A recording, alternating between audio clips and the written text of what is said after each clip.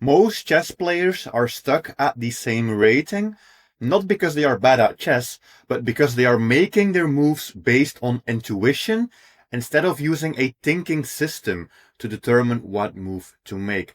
And that is exactly what I am going to teach you in this video. So what am I talking about? A lot of players make a move because it looks good, it feels good, it's similar to something that you might have seen somewhere at some point. But that is not how you should be playing chess. You should only make a move after you have gone through a couple of steps to decide that that is actually the best move that you can come up with. And that is what I am going to teach you here. There are many different things that you can take into account to decide which move you are going to make. There are many different systems out there, but I'm going to teach you the simplest to remember and use, which will also help give you massive results.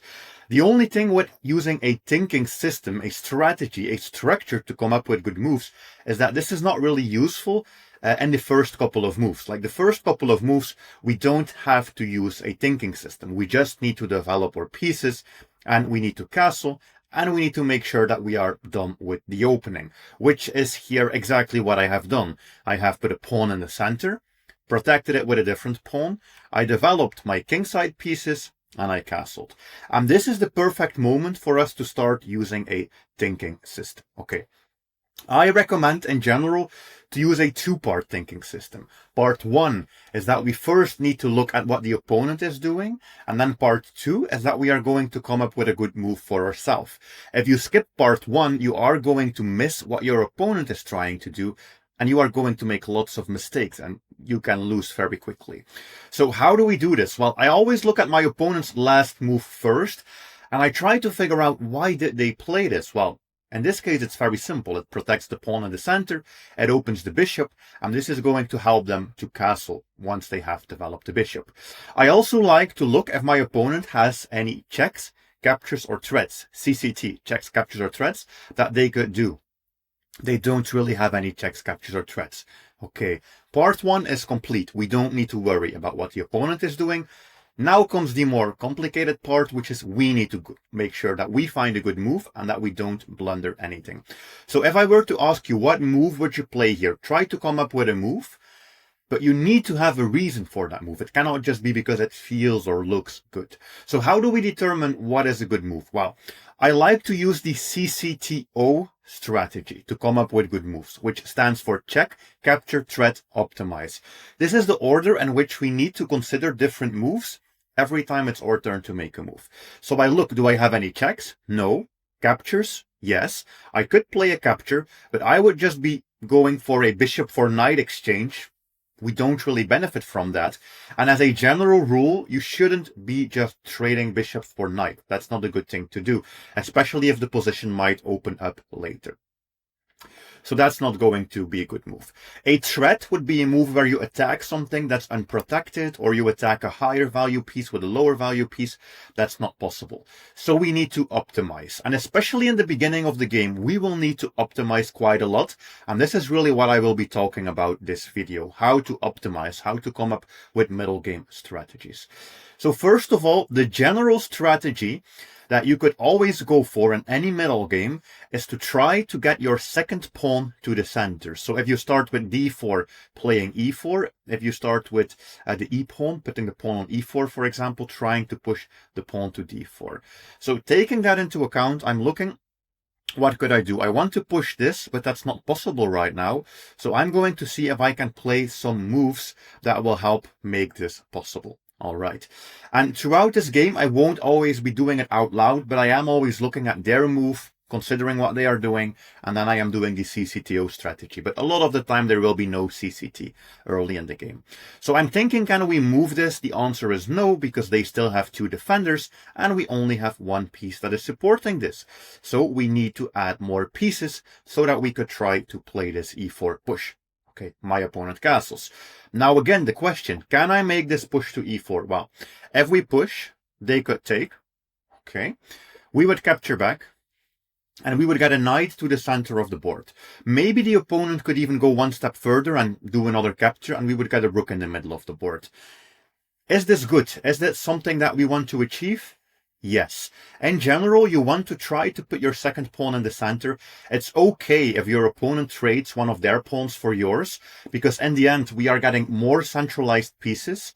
We opened up the diagonal for this bishop by removing that pawn, and we might even have attacking opportunities here.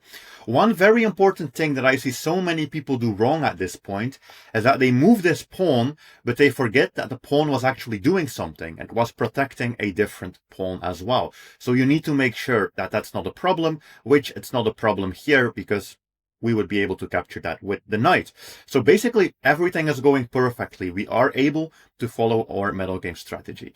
They are exchanging in another way, but it's basically come down to the same thing, which is that we are going to exchange and we are going to end up with this rook in the center of the board. And this is the number one strategy that you can try to go for, just getting that second pawn to the center. All right.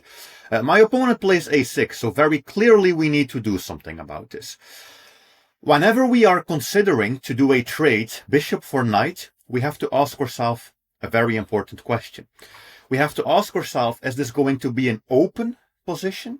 Is this going to be a closed position? Or maybe it could also be something in between that could become open or could become closed. All right. Well, if I trade here and they take back, is this an open position or a closed position? Open in chess always means the absence of pawns. If there are not that many pawns, it is more open. So this is a position that I consider to be more open because there is this diagonal, there is this diagonal, there is this diagonal, there is this diagonal. As you can see, there are a lot of potential diagonals and files that can be used by the pieces. Another thing you can do to determine if a position is open or closed is look at the small center and then look at the big center, which is the blue section, and think how many pawns do we have here. If there are no pawns, like 1 pawn, 2 pawn, 3 pawns, it's probably going to be open. Not always, but most likely. Less pawns means more open. If there are like 5 pawns, 6 pawns, yeah, it's going to be a very close position, at least temporarily. It could always change later. So basically, this is a more open position. In open positions, the bishops are stronger than the knights. So taking this would be a huge strategic mistake that could cost you the game in the long run. So we don't want to do this. We want to go back with the bishop. But where do we go back? A4, C4, D3, F1. Where do we go back? What would be a good move? Well, you always have to think, what diagonal do you want to end up on? If we go here and they attack us, we end on this diagonal. Not really a very useful diagonal. If we go to c4, we also end up on this diagonal, and they could also still attack us. Not really a useful diagonal. If we go to e2, we are not doing much, and we are also preventing our rook from going back. If we go to d3, we might have an attack against this pawn in the future. And if we go to f1, which I didn't mention, we would be safe, but we would be quite passive. So in this particular case, I will be going back to the d3 square, because this is the best diagonal for my bishop. And my opponent is being smart. They are trying to actively trade a knight for bishop, which would be a benefit for them, since we have a rather open position. Do we want this to happen? No, we will need to move the bishop again. So where do we want to go? I think it is going to be time that we move to the f1 square. And you might be thinking, like, why are you going to this f1 square? That looks like a very bad square for the bishop. Yes. But you need to understand that pieces, they can move, and they can move multiple times. And putting a piece on a bad square temporarily is not going to cost you the game. You can move it again later. However, pawns are very different. If you make a pawn move, you cannot take that back. You cannot go back to the square you came from. So you have to be way more careful with pawn moves than you need to be with piece moves. Okay? They attack my rook. I want to move my rook. I could do a couple of things, but we need to watch out right here, because my opponent is putting quite some pressure on my position. They have the queen that's attacking this. They have the bishop that's attacking this. They have the knight that's attacking this. And the bishop could also be attacking that knight.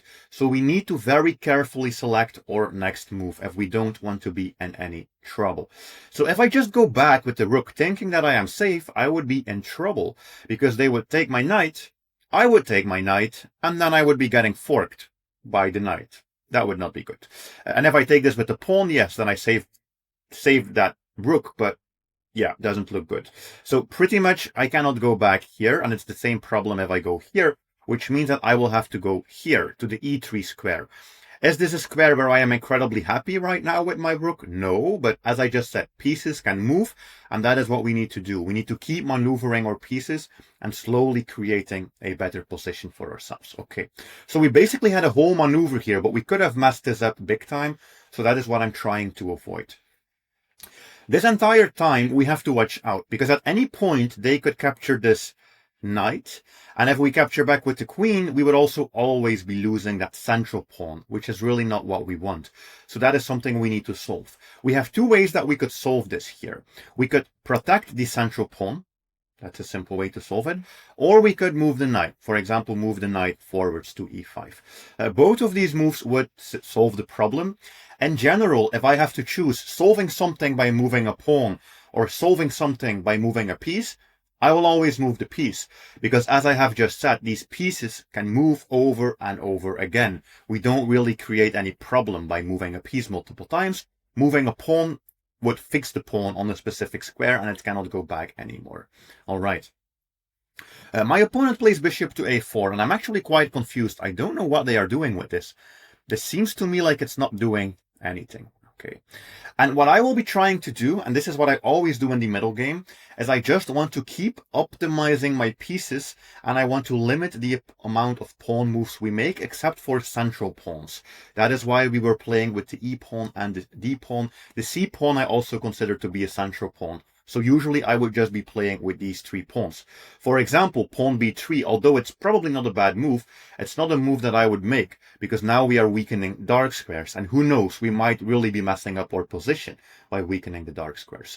So this is the second middle game strategy, which is that once we have tried to put both pawns in the center, now we should just focus on continuously optimizing our pieces, and then over time trying to see if we could set something that we can do. I always keep using the CCTO strategy for this, but there is not yet anything that we can do with CCT, so we need to optimize. The move that I want to play is bishop d3, which is a move that I have been wanting to play for quite a while. And this would be a very interesting move, because we give away a pawn for free, but it would also set up a beautiful trap. Bishop takes h7, knight takes h7, and queen takes queen. So this is a very nice move, protects her pawn, and it also sets up a potential trap. All right, they play bishop to e3, to b4, which means that we have to move our rook again. This rook has had to move many, many times during this game, but it's okay. That's what I'm trying to teach. We can move pieces multiple times.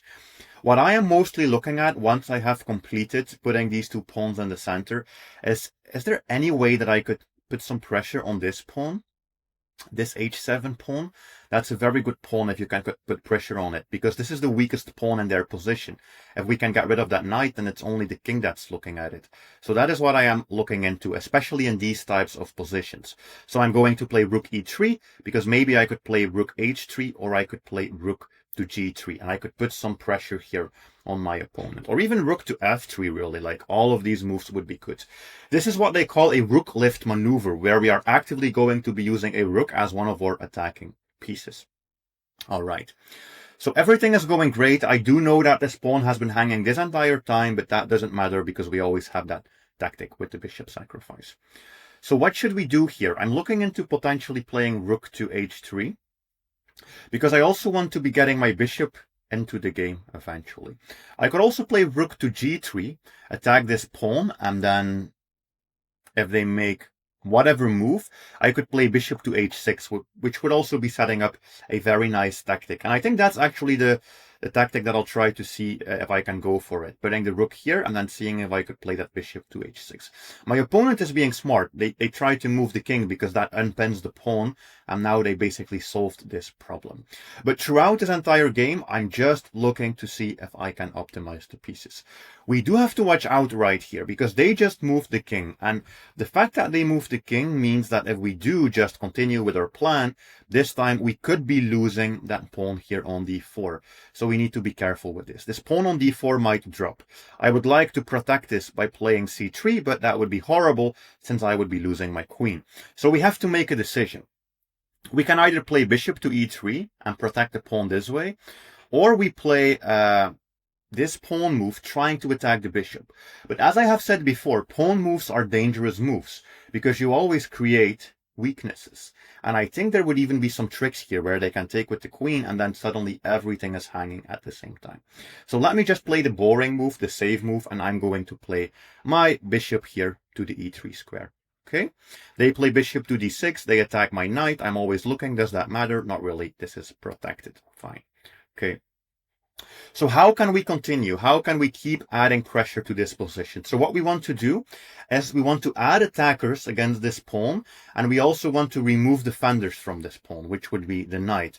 So maybe we could just actually move this rook over and see if we could try it the other way, because they didn't really allow us to do it on the other pawn, but maybe here we can attack. Okay, and I actually think that we probably already have possibly a winning combination here, just by continuously improving our pieces and slowly seeing if we can put pressure. Because right now we have this bishop, we have this rook, both looking at this pawn, and I am thinking that if I take this with my bishop, I am setting up a discover check if I move my bishop back. And if they take it with a knight, there might always be something like queen to h5. And if we play queen to h5, we are threatening this knight, and that's effectively a checkmate threat. I would almost be saying that this would be an unstoppable checkmate threat, but that's not true. They have to move bishop to e4, and this would protect the knight. But the plan is a good plan. I'm always looking at checks and captures and threats. That's what I'm looking at, CCTO, checks, captures, and threats. But the bishop can prevent everything. Well, let's get rid of the bishop. If we get rid of this bishop, then I think that this plan just works. We take this, and then we will activate the queen. I also need to teach you a very important rule for making moves like this. The moment that you are going to play a sacrifice, sacrifice, that's actually just what this is, a sacrifice, or a bit of a dubious move potentially, you need to calculate, and you need to force yourself to always calculate 3 moves deep. So that's what we are going to do. So this is move 1. This is move 2. And then we need to see what move could black possibly play to solve the problem. I don't see anything really. And then or move 3 would be capturing this. Why do I say you need to calculate 3 moves deep? If you don't see a win 3 moves deep, there is no win. And if there is a win, then you will probably miscalculate or misplay at some point. So this is my rule. 3 moves deep calculation is what I do. And this time it works. We can take this, and basically they cannot recapture with the knight, because otherwise they would be running into that checkmate.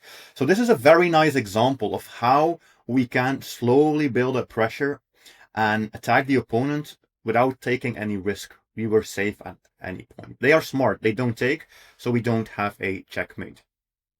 Okay. We have many things that we could do. I think we could really just go back with the bishop somewhere and give this check. But we don't really achieve anything.